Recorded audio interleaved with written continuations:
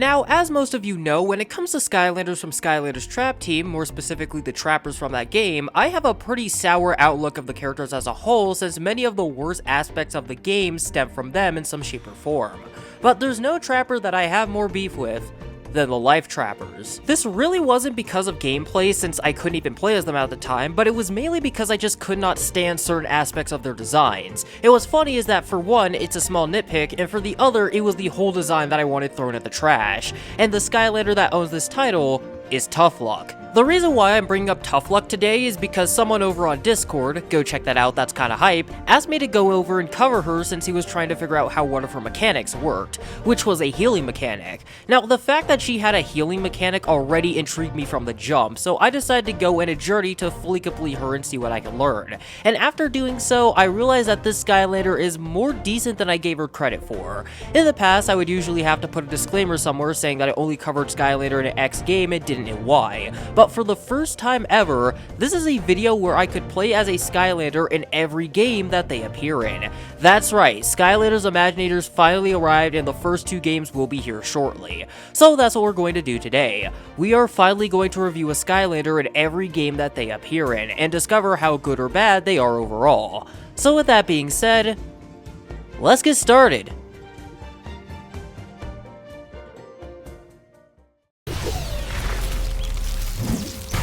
Deal with it.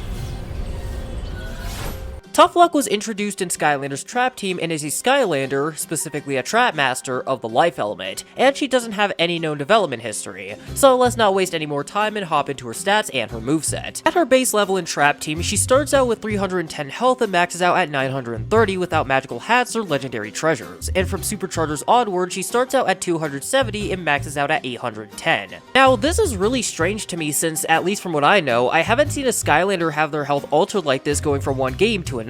It usually stays the same and things only change when we get to Imaginators, which is its own cluster truck, but for now, let's get to her moveset. Tuff starts out with 2 abilities. Her primary, Traptanium Warblades, which allows her to swipe out at enemies with a 3-strike combo that ends with her doing an AoE attack, and her second ability, Pounce Mode, which requires a little more explaining than her first. When pressing the secondary attack button, Tuff will begin to make this trail of clovers with her blades, and once entered, she will become invincible and invisible in this state since enemies who try to enter the clover domain will be damaged, and to larger enemies, basically anything bigger than a Chompy, she will become invisible. Within the clover field, if you press the attack button, she will perform a lunge attack that does a pretty decent chunk of damage to enemies. She can also perform a slam attack if you press the primary attack button mid-air. Getting into the viable upgrade, she has the usual 4. Warblade Stab, which allows her to use the 3rd attack button to launch forward and attack an enemy with a powerful Warblade attack.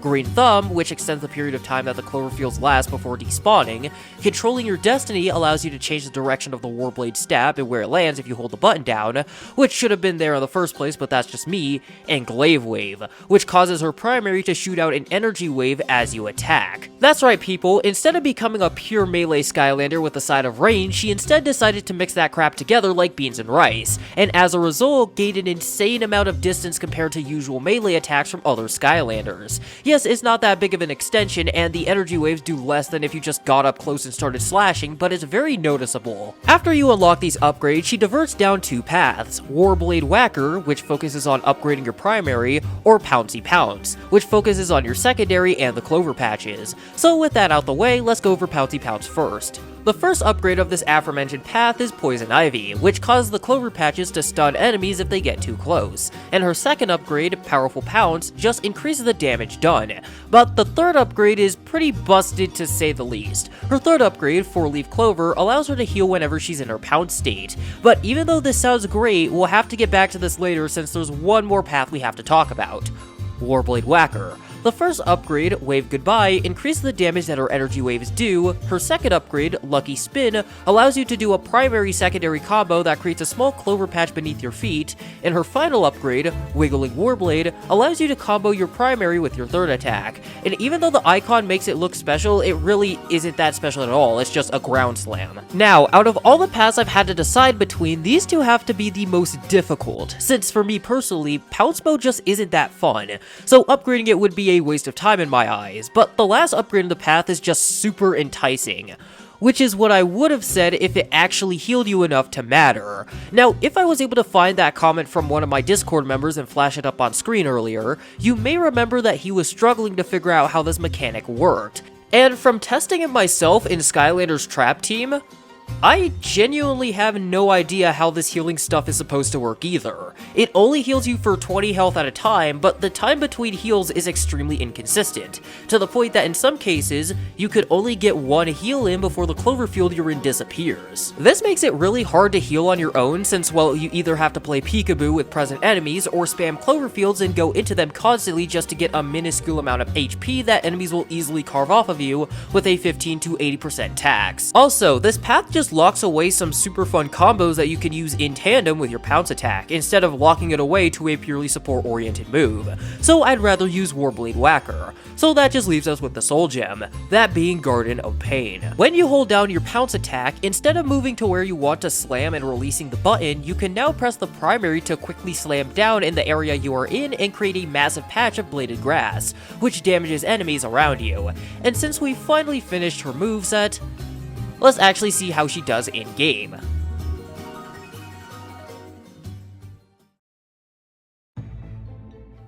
Now, at this point, just from the synopsis alone, you would probably expect Tough Luck to be somewhere around the good to great tier, but there's a couple of things we need to discuss first before we can actually decide where she goes. And hoo boy, she has a couple of problems. Firstly, Skylanders who have melee abilities usually fall into a certain attack pattern. Damage an enemy on your first attack to stun them, sink some damage in while they are dazed, and before they can hit you, you quickly retreat before starting the process all over again. Now, if Tough Luck did this or changed it in a way to be more fun, I wouldn't really mind. But when it comes to her, she changes this pattern by removing the stunning aspect entirely. That's right, Tough Luck, unlike every other melee Skylander that I have ever played with, cannot stun enemies using her primary, which is a very big problem due to the fact that you actually need to get up close to actually damage an enemy. If I had to guess why in the ever-loving hell the designers decide to implement this, it's probably to get the player to engage with her pounce mechanic, which really sucks if you don't want to use it or you see it as pretty underwhelming, like I do, but we can get to that later. Now, this wouldn't really be that big of a problem if you could just hop away after. All this really does is make the damage window smaller than usual, so you would have to be more strategic, which would have been fine if it didn't segue into the next major problem.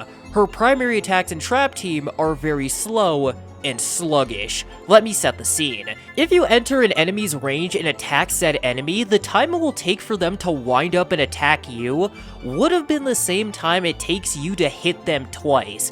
As in, you can't even get off your combo without taking some sort of damage. Couple that with the fact that your energy blades make it very hard to see, and now, if you are attacking an enemy, you can't even see if said enemy is winding up to attack until it's too late. Especially if it's a cannon fodder enemy. Heavies don't really have this problem since their wind-up animation takes a lot longer, but when it comes to smaller enemies, you know, the ones you're going to be facing most of the time, it is pretty damn annoying. And it's not like it's just her primary that has problems. Her third and pounce attacks have their own problems as well, both for two very different reasons. For the third attack's case, for some odd reason, you cannot use Warblade Stab in the air, even though the attack itself involves her jumping in the air before slamming her Warblades down.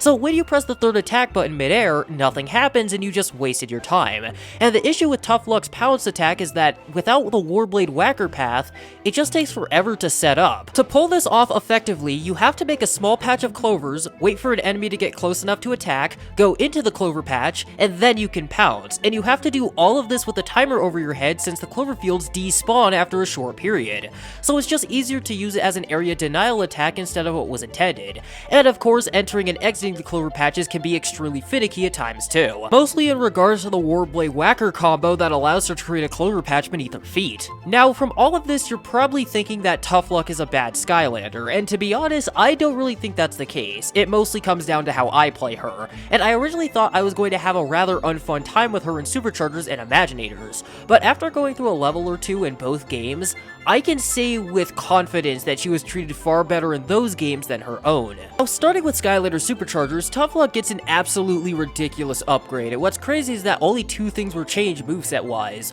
Her third attack now has a noticeably longer distance when you hold the button down, and her attack speed gets a huge increase. It was to the point where I was actually having fun with her because even without the ability to stun enemies, it felt fair. Unlike Trap Team where you just have to tank hits from enemies all the time. So with that being said, you might be thinking that she gets worse in Skylanders Imaginators because, well, that game has a reputation. And you would be right, but this was also the game that perfected the speed of her primary in my eyes. It's not too sluggish and slow like it is in Trap Team, and it isn't ridiculously fast like it is in Superchargers. It somehow managed to find that nice little middle ground. But this game does break one aspect of her pounce mechanic. Now, remember how I said that she can hide herself in her Cloverfield and not only become invisible, but invincible as well? Well, in Skylanders Imaginators, when I fought the Sorcerer Doomlander for the first time, I noticed something rather interesting. If I hid within the Cloverfield just as the Doomlander was about to attack, he would still track me within the damn Cloverfield, and if I was in the Magic Bolt's path, I would take damage. Other than that, and Imaginator's power creep, because good lord, I should not be taking triple-digit damage on Adventurer and returning only like 12 damage in return, she runs spectacularly in Imaginators. So there you have it. Tuff is a pretty alright but rather lackluster Skylander in her own game that slowly improves throughout the life of the mainline games, becoming a rather fun Skylander within the last 2. If I had to give her a letter grading, I would give her a B. But with that, this is where I'm going to cut things off for today. But before we go, I would like to apologize for how long it took me to make this video. Yeah, while I was making this thing, my Xbox One, well, my original Xbox One, decided to break on me while downloading Skylanders Imaginators, because apparently that was just too much for it to handle. Yeah, that isn't any form of ominous foreshadowing whatsoever. But still, I would like to thank you all for watching. Like always, hit the subscribe button if you enjoy content like this, share this around so I can grow as a channel, leave some comments down below to make the algorithm happy, check out Return to Skylands, its Discord, a bunch of other stuff in the description down below, hype up the video to spread to the masses, and I will see you all in the next one.